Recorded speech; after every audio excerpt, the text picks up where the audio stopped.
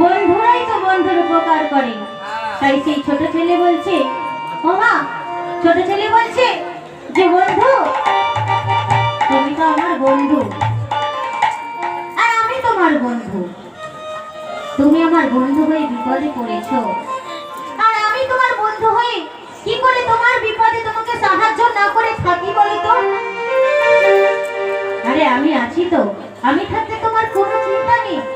তুমি শুধু আমাকে বলো, বলি কত টাকা দাও রে তুমি, ওরে বন্ধু কত টাকা দাও রে তুমি, ওরে বন্ধু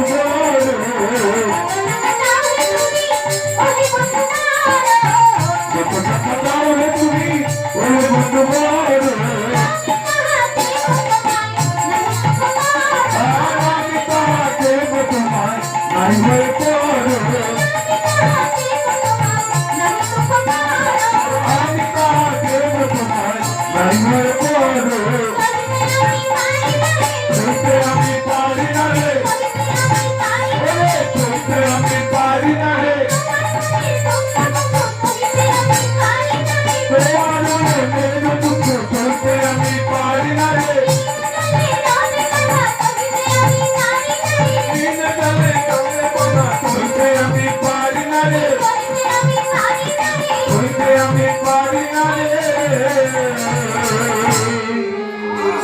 বন্ধু, তুমি বলো কত টাকা চাই তোমার?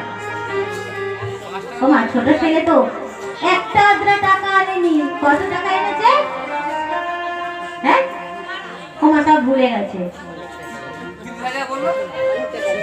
কত টাকা নিয়েছিল?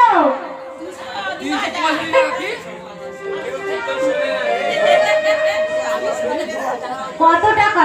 আমি কি একবারও উচ্চারণ করেছি যে 5,000 কি 10,000 কি 30,000 কি বলেছি? বলিনি তো। তাহলে কি বলেছি?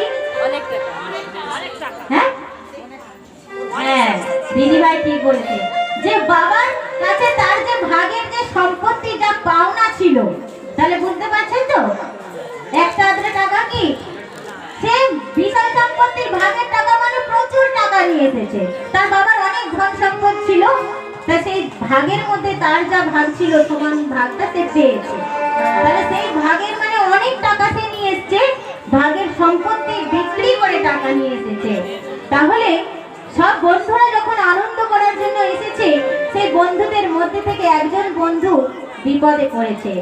তখন ছোট ছেলে ভাবছে কি যে আমার তো অনেক টাকা আছে, তাহলে আমার বন্ধু যখন বিপদে পড়েছে তাহলে আমাকে তো সাহায্য করতে হবে।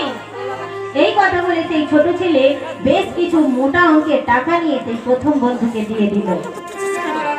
আর সেই বন্ধু কি করছে, সেই ছোট ছেলেকে ফাঁকি দিয়ে দেশে পালিয়ে